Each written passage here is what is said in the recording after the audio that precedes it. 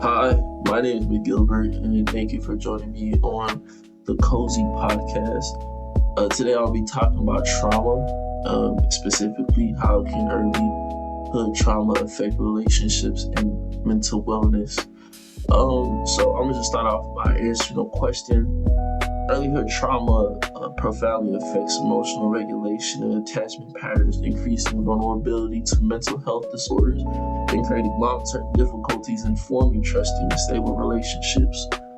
So I say that to say this.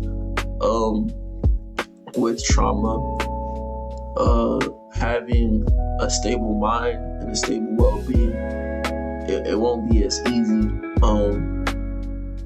as one may think, just because trauma is referencing back to something that has bothered you beforehand, and the triggering aspects of life that can cause somebody to lose touch with the reality that they stand in. So relationships, is going to be hard to form them in a way that they can bond. They can bond coexistently, and it's going to be hard to steer away from illnesses or disorders like depression, anxiety, so on and so forth. So we're just going to start off with just long-term effects. I've gotten a lot of my research answers from a psychologist named Folletti. He talks about the historical development of trauma, and then the long-term effect of trauma in more recent studies, and the impacts of her earlyhood trauma towards like you as an adult, issues, and just fear of losing somebody that they're close to.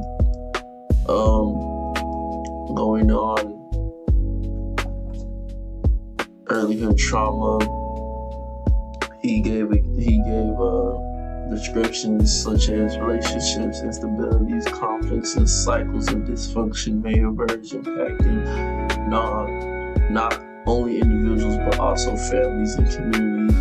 So he's saying, that this doesn't stop at one person that has developed the trauma. It can affect the person it can affect the person that the person involves with. I don't know if that makes sense. He gives statistics: over 60% of adults, 1 in 6 report that they suffer from some type of trauma, and it increased risk of depression, anxiety, PTSD, substance abuse, and suicidal behavior. Like I mentioned before, trauma can lead to these mental disorders that it is hard to steer away from it, because there's a lot of triggers that can allow you to fall deep in that. Mentions that I was given home visitation programs, parental education to help identify and support at-risk families, and at early stages, of course, nurse-family partnerships, therapy basically, but therapy that is allowable for families to receive it at their comfort and not them going out their way to find it, because that can also build stress, them not wanting it but needing it. And then, supportive school environments foster resilience, emotional safety, academic success for children affected by trauma. A lot of this success, or a lot of this prevention, is for earlyhood. It's not necessarily for people that already have it and at a mature state. It's more for people that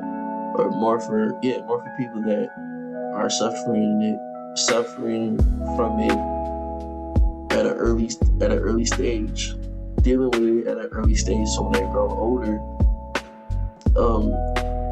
the trauma itself won't be as impactful. they can deal with it. And then to close, the influence of early trauma on mental health and relationships is a profound, far-reaching issue that spans generations and disciplines.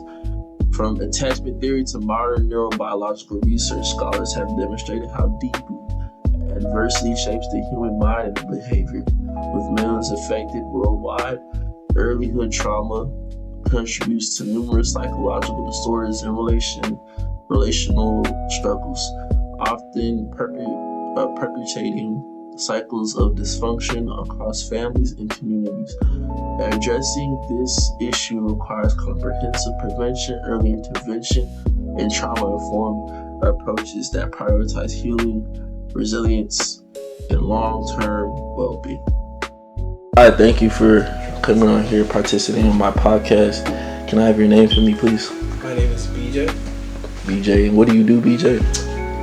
Currently, I sell life insurance, but I went to school.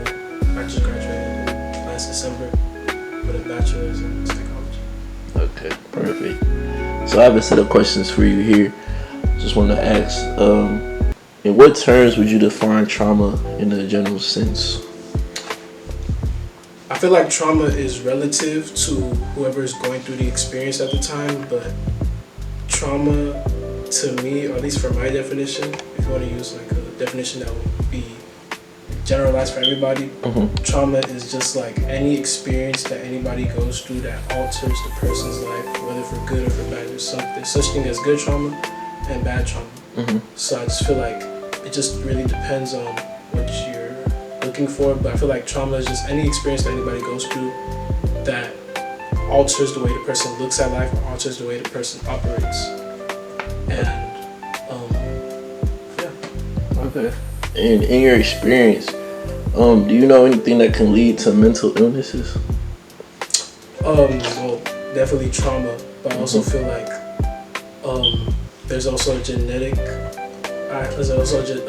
aspect that plays into it. So like if your mom or your grandma's had was having trouble with mental illness in their life, that might be passed down to you. There's actually a gene that is passed down hereditarily that can be passed down, that makes you predisposed or like makes it easier for you to experience mental illness. Also, drugs can come into play. If you're an active drug user, whatever drug you decide to use, it might alter the brain chemistry in a way that might trigger the mental illness. Can you describe instances? Like, can you give me an example of how relationships can end because somebody has trauma or has a mental illness? So when you're dealing with somebody with mental illness, I don't want to speak like a professional because I just only have my bachelor's, but at least from what I've studied and from what I've experienced, when you're dealing with somebody like with a mental illness, you kind of have to like navigate like a certain line, because you also have to take into account that this person is struggling with like an actual mental illness. Now, although mental illness might be tried to like water down as something that's not serious, this is something serious to that person. And if you're like dependent, like whether it be platonic or a romantic relationship, that's a line that you have to like navigate very carefully, because you don't know what triggers they have. Right. You don't know what they're thinking in that moment. So in terms of like mental illness, it's just a line that you have to like navigate very carefully. And then with trauma, I feel like trauma is more, I don't even want to say more common, but like everybody goes through trauma. There's good trauma and bad trauma. And so the trauma that you experience in a past relationship or just in life in general, that might carry into how you move in your romantic relationship. And granted, that person might not have even did anything to you, but because you have that trauma and you're still holding on to that trauma, it affects how you interact with people on either a romantic level, platonic level. It doesn't really matter. But yeah, like for example, like somebody with trust issues, like in a past relationship or just like with family, wherever their trust issues came from, they might bring that into a new relationship, and it might not be as trusting as they're supposed to be. So that kind of might affect their relationship with their partner, because it's like, okay, I haven't done anything to you, why don't you trust me? But it's just like in reality, like you didn't do anything wrong. It's just the trauma or the things that the said person has been through that kind of affects how they interact with you on whatever scale that you want to use. And Do you know any ways to overcome the traumas that people have gone through? Face it head on. That's one thing that I've learned personally, because the more you try and neglect the fact that you have trauma, or the more you try and hide the fact that, like, oh, okay, well, it's not that bad. Like, the only thing that's real, at least for me, the only thing that's real in this world is how a person feels. You know what I'm saying? So it's just like, you shouldn't neglect that for too long, because the more you neglect it, the more it can affect other relationships in the future. So I feel like just facing it head on and like actually finding like positive coping skills that will come after you face your, like after you acknowledge the fact that you have trauma, just find ways to cope with it on a positive scale that can like pour into your cup. Hi, thank you for coming on my podcast. Can I have your name, please? Hi, my name is Tia Morgan. Hi, Tia, and what do you do? I am in my 3rd year at Texas Tech, currently majoring in psychology on a pre-med track. That's amazing. And just want to start this off. What would you describe trauma as? I would describe trauma as any experience that would overwhelm a person to the point where it's like it changes everything, how they could think, how they could feel, how they react. Yeah. Okay. In your life, what would you say you've experienced trauma? I would say I experienced trauma when And what would you describe in your life as trauma?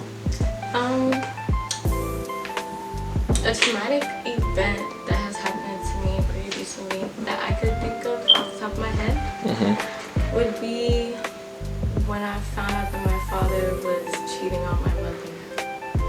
Okay, sorry that happened. Can the effects of personal trauma be dealt with, and how do you deal with it? The effects of personal trauma can be dealt with. Me personally, I don't really deal with it well. Okay. And I'm aware that I don't deal with it well. My way of dealing with it is really just ignoring it until it disappears. But it doesn't really disappear, it's always there. It's always there. Okay. And because of this trauma, have you seen ends to relationships that you've aspired to go longer than it did? No. Not necessarily with this trauma. I know that I can't compare my father's actions to the actions of other men that I may be infatuated with or in love with. Yes. If my father did something, just because he's a man, I'm not going to hold it against every other man, you know. And then the same thing as in my past relationships or past friendships, you know. Everybody is different. I can't expect everyone to do something that someone else has done just because that someone else did it. And just because they have something in common like gender or race or, yeah. Okay, and would you say that it's an ability for people to be contagious as far as trauma, as in somebody can acquire trauma because somebody else dealt with it? Yes, trauma, I wouldn't necessarily say that that person's trauma could be contagious, but the way that they may act after that trauma could be contagious, would be what would be contagious, basically. Interesting. And I know you don't have a necessarily strategy that you use to deal with trauma, but is there something that you do when you're stressed out? Yes. Would you like to elaborate?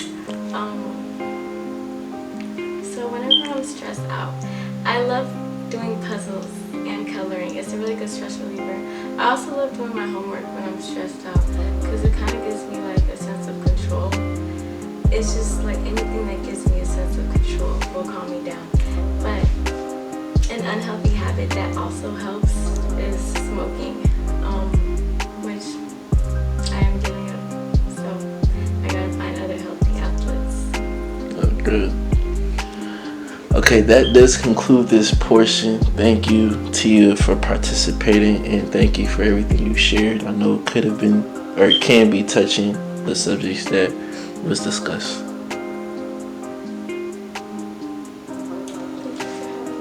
Of course.